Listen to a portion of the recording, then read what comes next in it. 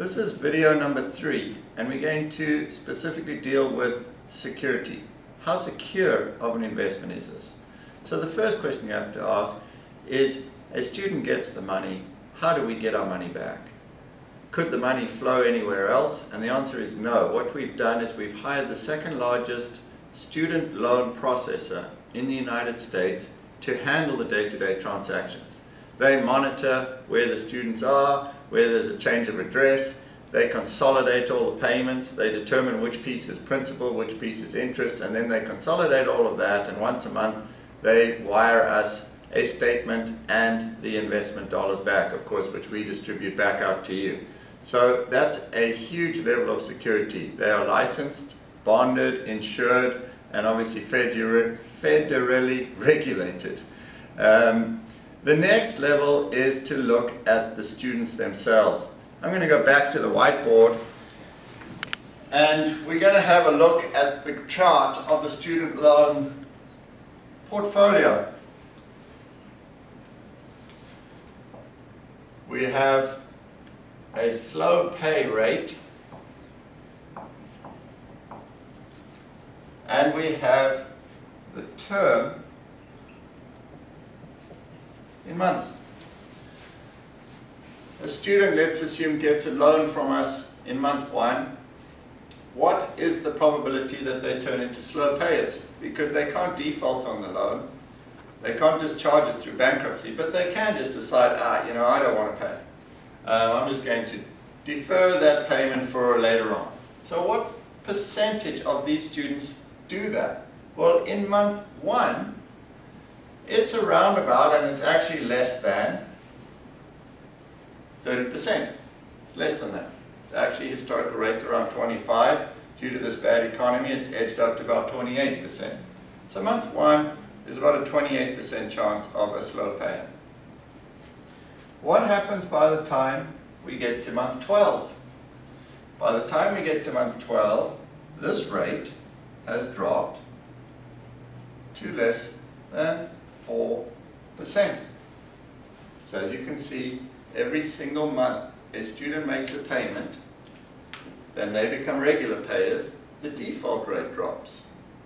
Now this is a critical issue because security is of the utmost importance. So when you buy into this student portfolio, you mustn't lose sight of the fact that your investment doesn't get given just to students that are buying into the portfolio in month 1. You are buying into the overall portfolio. So overall, what is the default rate? Well, the default rate on the overall portfolio is less than 10%. Well, why is that a big deal? 10% still sounds high. Well, yes, it is relatively high. But remember, in video 2 we talked about safety. We have full recourse back from the schools. So the schools step in and refund us that 10%. Okay, you say? Well, what if the schools don't send us back the full recourse? Then what? Now, am I open to this more than or less than 10% default rate? And the answer to that is no. Firstly, as I mentioned earlier on in this video, students can't discharge this debt through bankruptcy, so it will be paid at some point. Might take a while, but you'll still get your money back. Secondly, which is even more important, and I'm not certain, I'm hopeful that blue shows up well on your slide, when we forward the money to the schools, we do not send them 100% of the money. We only send them 60%. Where does the other 40% come from? The other 40%, so this is the fund, the other 40% is the school itself. Well, why is that important?